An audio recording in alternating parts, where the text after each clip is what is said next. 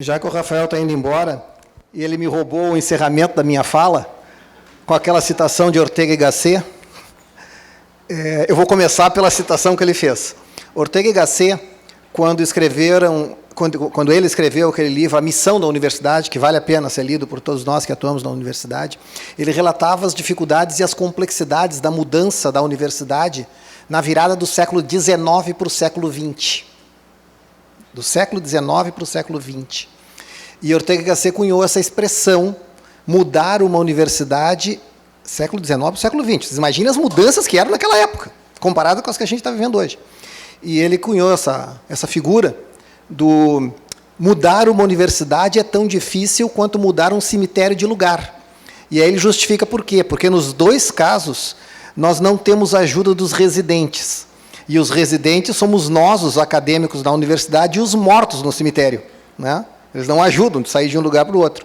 Essa era a forma como Ortega y Gasset trabalhava, e depois ele tem um capítulo inteiro nesse livro que aborda essa questão aí da mudança na universidade, no contexto do início do século XX. Vocês imaginem hoje o que isso representa.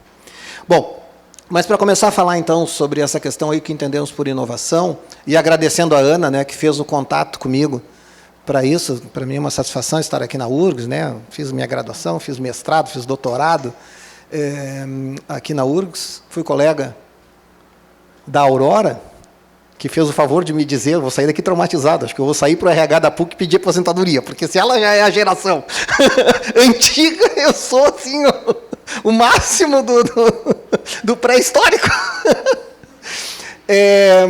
Então, a minha ideia é começar por uma abordagem. Quando a Ana me fez o convite, que era para falar sobre a visão das universidades, eu achei legal, mas quando eu fui ver o programa, quando eu recebi o programa, e claro, né, fiz isso ontem, porque eu tinha que preparar a apresentação para hoje, eu olhei assim e estava assim, a visão da universidade privada.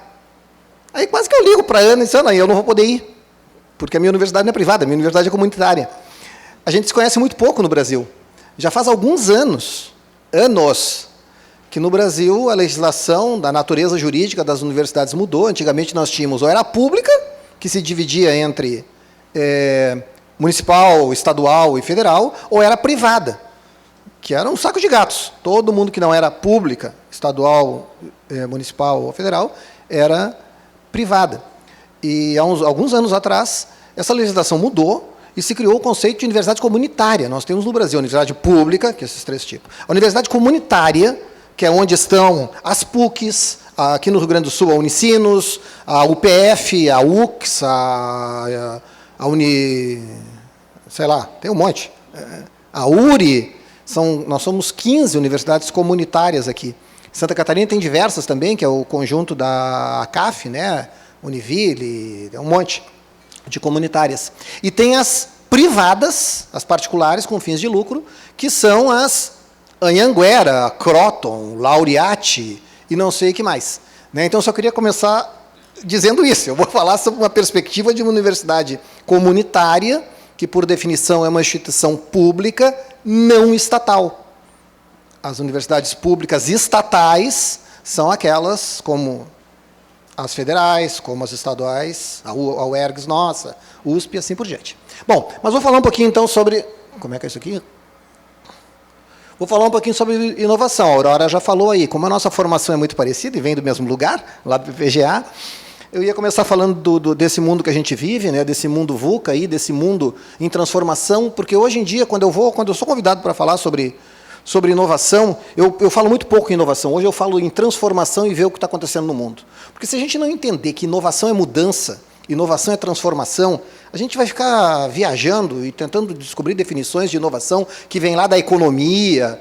Como é o nome do cara, aquele da economia lá, que é o primeiro, de Schumpeter, e outras definições. Nós vamos terminar chegando à conclusão, no final, que inovação só acontece dentro de uma empresa. E esse conceito é muito legal para quem é do mundo empresarial, mas não para quem é do mundo acadêmico, porque ele é excludente. Né? Ele diz assim para o pessoal da área de serviço social, de filosofia, muitas áreas da saúde, assim por diante, esse negócio não é contigo. Isso aqui é para o pessoal da engenharia, informática, biotech, negócios e assim por diante. E não é verdade. Inovação é um conceito, pode ser um conceito muito mais abrangente. E é um conceito, no meu ponto de vista, muito mais abrangente. Mas ele é um processo de mudança. Né? Então, a Aurora já falou disso aí. O que a gente vive hoje nessas mudanças é uma questão de velocidade astronômica das coisas, que é esse mundo exponencial, né? Se a gente for olhar a quantidade de unicórnios que surgiram no mundo, principalmente nos Estados Unidos nos últimos anos é impressionante a quantidade de empresas, startups, que começaram em 1 ano, 2 anos, dando um prejuízo desgraçado, como a Uber, como a WeWork, e diversas outras, dão um prejuízo de bilhões, mas valem bilhões. Valem bilhões, mais de $1 bilhão, que é o conceito para ser um unicórnio. Eu não tenho dúvida de que não é no futuro, é já já. O lugar onde a gente vai, entre aspas, ganhar dinheiro na derivada do conhecimento científico não vai ser nas patentes licenciadas, vai ser na geração de startups e no negócio gerado por essas startups. As 5 maiores empresas do mundo hoje foram startups. Todas elas concebidas dentro de uma universidade. Apple, Google, Microsoft e Amazon. Tem para todos os gostos. Desde Princeton, Stanford, New Mexico, Microsoft, acho que por aí, e Harvard, todas foram startups. As 5 maiores empresas do mundo. Empresas de mais de $1 trilhão. O lugar onde a transformação da ciência em negócio gera resultado, e aí não importa se é para o pesquisador, se é para a sociedade, para os acionistas, seja lá para quem for, é nessa dinâmica que algumas das maiores universidades do mundo estão derivando hoje, a Suécia inteira, por exemplo, só para pegar um exemplo, que é em cima das startups, e gerar valor nas startups e no empreendimento derivado dali. Então, aí as 5. Né? Há 50 anos atrás tinha a IBM ali, que tinha acabado de surgir. Há 100 anos atrás não tinha nenhuma empresa de tecnologia. Hoje, as 10 maiores empresas do mundo, 8 são de tecnologia. Entrou a Alibaba, entrou a Cisco chinesa lá, como é que é? A Huawei e a Tencent, acho que é. 8 das 10 surgiram dentro de uma universidade, num ecossistema de inovação, seja parque, incubadora, aceleradora, o nome que vocês quiserem dar para o bicho que gerou isso. E isso está transformando o mundo, né? O exemplo mais simplório para nós é esse aí, né? Não devo ser só eu, que há 2, 3 anos não tenho mais carro em casa com a minha esposa, a gente tem um carro e Uber. Tem gente que não tem carro nenhum e Uber. Tem gente que não tem carro nenhum e bicicleta. Isso está mudando o mundo. Do mesmo jeito que mudou a área de música, há 15, 20 anos atrás, a área de transporte, de agência de viagem, vai mudar os processos fabris, está em pleno processo da indústria 4.0, não sei o que mais, a saúde e assim por diante. Esse é o mundo que a gente está vivendo. Esses ciclos aí de desenvolvimento, que na realidade são gerados por transformações tecnológicas, desde o vapor, lá na Revolução Industrial, no século XVIII, na Inglaterra, e depois na Alemanha, está no momento que a gente está vivendo. O que é o próximo ciclo? É o ciclo que a gente está vivendo. Se o Lambi esteve aí hoje de manhã, o Lambi certamente falou sobre IA, porque é a área dele. Isso vai mudar tudo. Do mesmo jeito que cada uma daquelas ondinhas ali, desde o século XVIII, mudou tudo. Aquela revolução da informação, não sei o que mais, da década de 70, dos microcomputadores, mudou tudo. E ela vem até hoje se arrastando. IA vai mudar tudo. E onde é que está se desenvolvendo IA de ponta hoje no mundo? No mesmo lugar de sempre, no hemisfério norte. Não tem nenhum pontinho vermelho no hemisfério sul. Isso está mudando o trabalho. Em todas as indústrias. Por alguma razão mágica, a gente acha que na universidade é a única coisa que vai continuar do mesmo jeito. Quando a Aurora falou de Bolonha, Bolonha foi desenvolvida, né, é considerada a primeira universidade sobre uma análise eurocêntrica da história, a primeira universidade no mundo ocidental. Quando ela é criada em 1088, né, século XI, Bolonha traz aquela visão de universidade, de geração de conhecimento, a primeira missão, a missão ensino.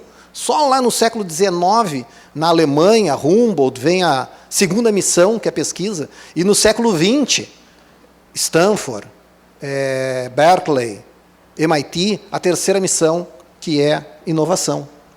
Mas olhem o perfil, eu acho que foi o Rafael que citou isso aí.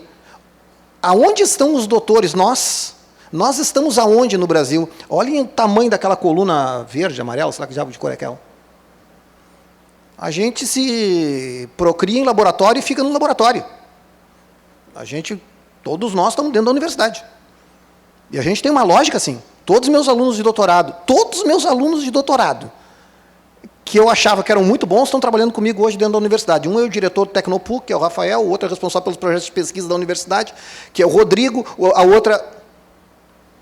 Porque a gente sempre criou essa lógica do tipo, para que eu tenho alunos de mestrado e doutorado? Eu tenho alunos de mestrado para escolher os que vão ficar no doutorado. E para que eu tenho aluno de doutorado? Para escolher os que vão ser meus colegas no departamento depois.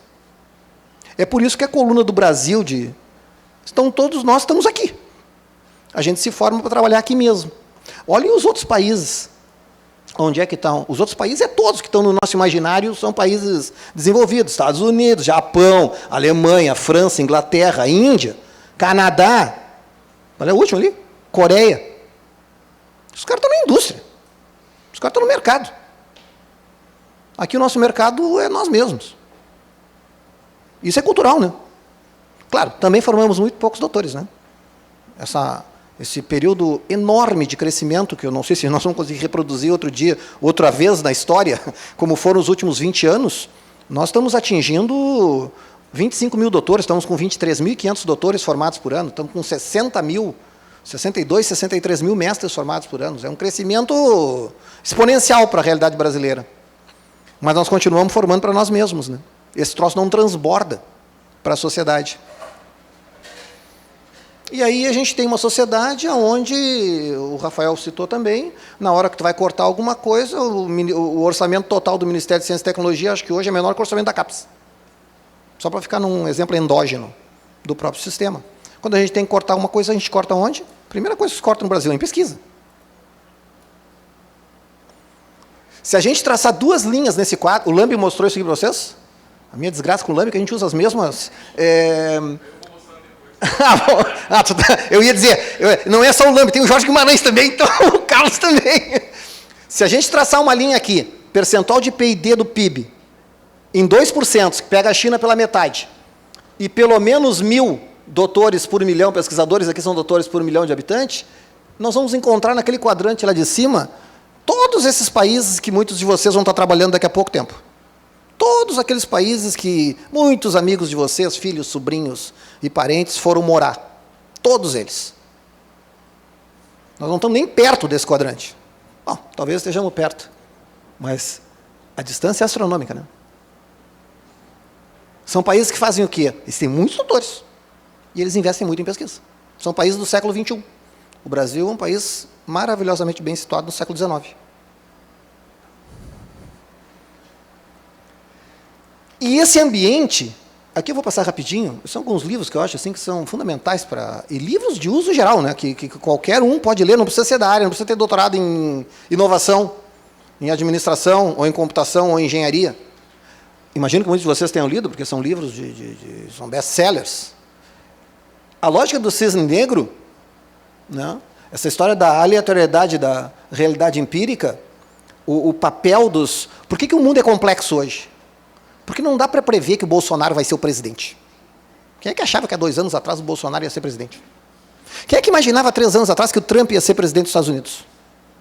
Eu me recordo de uma conversa lá no Tecnopuc com o pessoal lá, eu sempre tenho dezenas de americanos, não sei o quê, na HP, na Dell, nas empresas. Não vou me esquecer, no dia da eleição americana, eu estava no Zé Café ali com um grupo de uma turma da Dell, americanos, né, que estavam aí com a gente conversando, e eu nunca, assim, ó, aquelas coisas que tu pergunta, depois tu nunca esquece.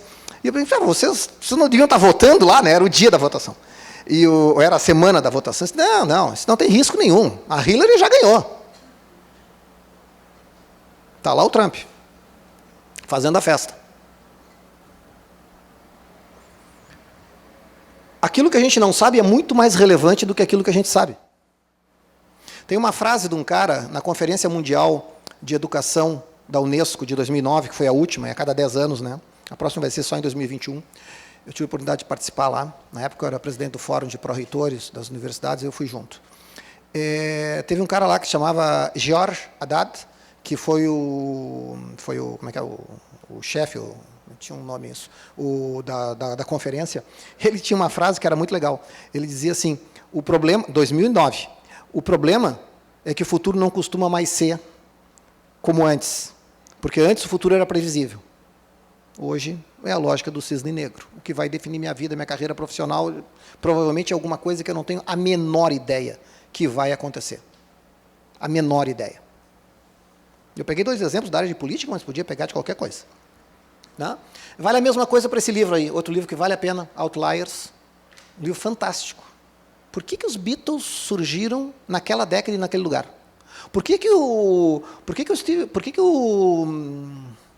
Bill Gates surgiu naquele momento, naquele lugar, em New Mexico, na Universidade do Novo México, no Parque Tecnológico da Universidade do Novo México? Por que o Steve Jobs foi o que foi naquele momento na Califórnia? Fala sobre ambiente. Hoje a gente chama de ecossistema. Por que essas pessoas surgiram onde surgiram? Os Beatles não podiam ter surgido em outro lugar que não fosse na década de 60, na Inglaterra, naquela região. O Vale do Silício se tornou o Vale do Silício porque ele reuniu todas as condições para ser aquilo. Esse livro é muito interessante. Esse livro é muito mais conhecido por uma coisa derivada que apareceu ali. Ele é muito mais citado por isso, mas o cerne dele, e a coisa mais importante, é o papel do ambiente. Mas ele é muito mais citado porque é nesse livro que está aquela história das 10 mil horas. Né? Que tu só é bom em alguma coisa se tu tem 10 mil horas de experiência. Então, na realidade, o mundo que a gente vive hoje, o mundo da inovação, é isso aí. A imaginação é muito mais importante que o conhecimento. Isso não era assim há pouco tempo atrás. Né? A imaginação é muito mais importante que o conhecimento.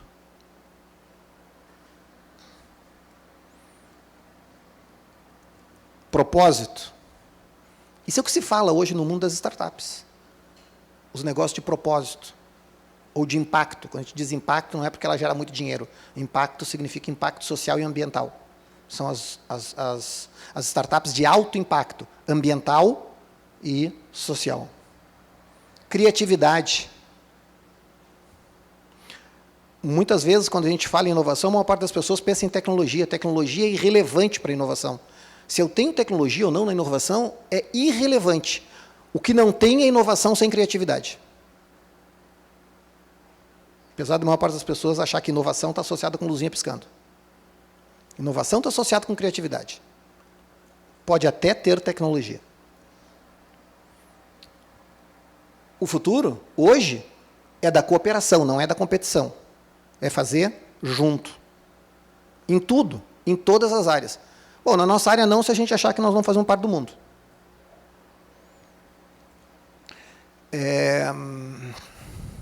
O cara que criou o tema, o nome Universidade Empreendedora, ele faleceu agora há poucos anos, ele esteve aqui na PUC conosco, no Tecnopuc, há uns 7, 8 anos, 10 anos atrás. Esse cara se chama... Minha nossa, me ajudem aí. Da UCLA. O cara que criou o termo Universidade Empreendedora. É o Burton Clark. O Burton Clark, ele tem um texto dele que é maravilhoso, que ele diz assim, a universidade, ele é um professor, né, pesquisador da UCLA, né, já faleceu. Ele diz assim, a universidade ficou tão distante da universidade, da sociedade, que quando ela se refere a se aproximar da sociedade, sair da Torre de Marfim, ela diz assim, nós temos que nos aproximar da sociedade, como se ela não fosse parte da sociedade. O Burton Clark escrevia sempre assim, a aproximação da universidade com a sociedade, vírgula, da qual ela faz parte. Porque para nós, até o processo de aproximação da sociedade é de um ente externo. Nós vamos descer da Torre de Marfim, vamos chegar um pouquinho perto, mas não muito também, porque esse pessoal é muito prático. Essa é a definição que eu gosto de inovação. É a efetiva aplicação, gerando valor agregado de novas ideias em um determinado contexto. Nessa definição, a startup de computação, que gerou um app não sei das quantas, ou de engenharia, ou de sei lá o que, está aí dentro. Ela é real, gera um negócio, emprego, renda, ela gera valor agregado, no caso, valor financeiro, mas é um tipo de valor financeiro. São novas ideias, porque o cara usou uma tecnologia de IA lá para fazer sei lá o quê, num determinado contexto. Agora, aquela pesquisadora do serviço social, que desenvolveu uma metodologia de intervenção social na Vila Mário Quintana, que é o menor IDH de Porto Alegre, e aquela intervenção social gerou uma melhoria do IDH daquela região, ela está fazendo inovação. Porque é uma aplicação efetiva, gera valor agregado, mas é um valor social, não é um valor econômico financeiro.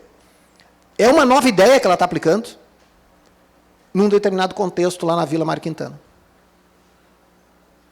Esse tipo de definição me parece muito mais inclusiva para uma universidade, para que todos os pesquisadores se sintam parte dessa terceira missão. Porque se eu usar as definições da administração e da economia, eu vou terminar chegando àquela frase que eu acho fantástica quando eu ouço dos empresários, eu interajo muito com eles, por causa do parque tecnológico e assim por diante, inovação só acontece na empresa. Inovação só acontece na empresa se a minha cabeça é assim. Bem fechadinho. Mas tudo bem, cada um vive seu mundo, né? Seu casulo. Numa universidade a gente não pode adotar abordagens como essa, porque senão exclui um monte de gente. Ah, o evento é sobre inovação. Ah, tá, não, isso eu não vou, isso vai o pessoal da engenharia, da administração e da biotech. Não necessariamente envolve tecnologia, mas sempre envolve criatividade. Aquela pesquisadora do serviço social que desenvolveu aquela metodologia de intervenção social naquela comunidade pode não ter luzinha piscando nenhuma, nenhum device. Mas a forma como ela abordou o problema e propôs soluções do relacionamento entre os atores daquela comunidade é o que vai gerar aquela inovação que agrega valor social, aquela inovação que melhora indicadores efetivos, tipo o IDH e assim por diante. Ela pode ser incremental, disruptiva, não tem mais tempo. Nós entramos nesse mundo da transformação digital. Transformação digital também não tem a ver diretamente com tecnologia. Mas as empresas, e agora indo para o mundo das empresas, que não viveram esse processo de transformação digital, elas desapareceram do mercado. Vocês podem ter certeza que as universidades que não fizerem isso, elas vão desaparecer também. Porque elas vão se tornar irrelevantes na sociedade. Do mesmo jeito que o LP virou irrelevante. Que o táxi vai se tornar irrelevante. Que a livraria física para comprar um livro se tornou irrelevante. Está cheio de exemplos. De todo. O varejo se tornou irrelevante. A maior empresa de varejo do mundo hoje se chama Amazon.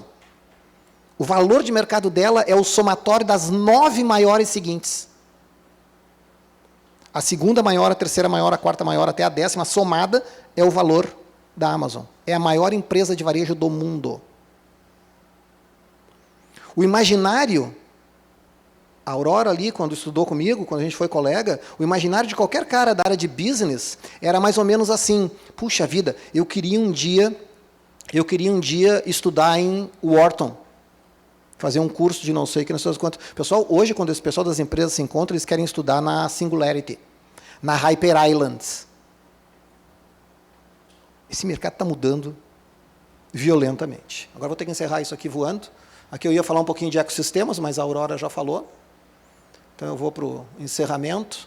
Porque eu quero citar uma coisa aqui. Quais são, das experiências internacionais, os principais fatores de sucesso para os ambientes de inovação nas instituições? Não vou entrar, vocês vão ter a apresentação depois. Eu quero falar disso aqui por causa daquela guria ali que me convidou para vir para cá e eu não queria perder essa chance, da Ana. Eu tive a felicidade de ter um assessor durante o tempo que eu fui pró-reitor, um dos pesquisadores mais conhecidos desse país e de maior contribuição para a ciência brasileira, que foi o Diógenes, que é o pai dela. O Diógenes comigo passou 12 anos dizendo que uma universidade se faz com gente, gente, gente. Aqui eu só adaptei a fala do Diógenes para qual é o fundamento do processo de inovação e de transformação dentro de uma universidade. É educação, educação, educação. É gente com educação, educação, educação. E essa frase é do cara da Torre de Marfim. Esse cara chamado Derek Bock foi um famoso reitor da Universidade de Harvard, foi 20 anos reitor, ele criou esse termo, o livro dele vale a pena ser lido, se chama Beyond the Ivory Tower. O Derek Bock, quando escreve esse livro, ele tem uma frase do livro que deveria ser colocado lá no Congresso Nacional e no Palácio do Planalto. Ia ajudar bastante na atual conjuntura. Né? E o que nós fazemos, que foi o desafio que a Ana me deu, na instituição privada, hoje, nas instituições comunitárias, porque as privadas eu não tenho como falar, das comunitárias, hoje o que nós estamos tentando fazer em inovação é fazer o que for, juntos.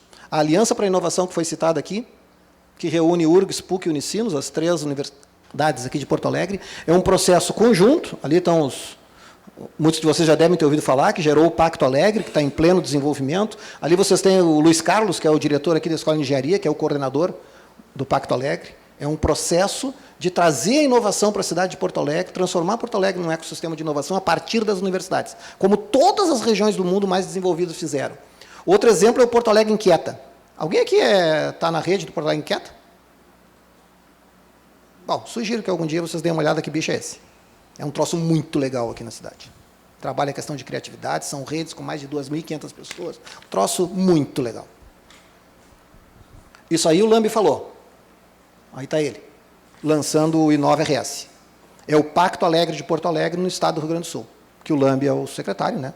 E o responsável. Então, nós temos enormes oportunidades para quem atua na área de educação e na área de pesquisa, né? Todos nós que somos doutores, que temos esse desenvolvimento, seja das 3 grandes revoluções da educação, o livro impresso, em 1555, século XV, quando Gutenberg desenvolveu o livro, década de 70, quando surgiram os computadores, os micros e não sei o que mais, e a inteligência artificial aplicada à área de educação. Esses 3 momentos na história que transformaram radicalmente o processo de ensino-aprendizagem. Nós estamos assim no edge, no momento da 3ª grande revolução na área de educação, que é a da IA. Eu gosto muito dessa imagem. O grande problema para isso, para fechar do jeito que a gente começou, é que o lugar onde a mágica acontece não é no lugar que a gente está. E aí vem a frase do Ortega y Gasset. Tu tem que sair do lugar. O morto tem que sair do lugar que ele está enterrado e ir para outro. A mágica acontece fora da zona de conforto. Ela acontece em outro lugar. Eu não sei qual, mas é em outro lugar. Isso requer uma energia. Muito obrigado pela atenção e desculpe que eu passei tempo.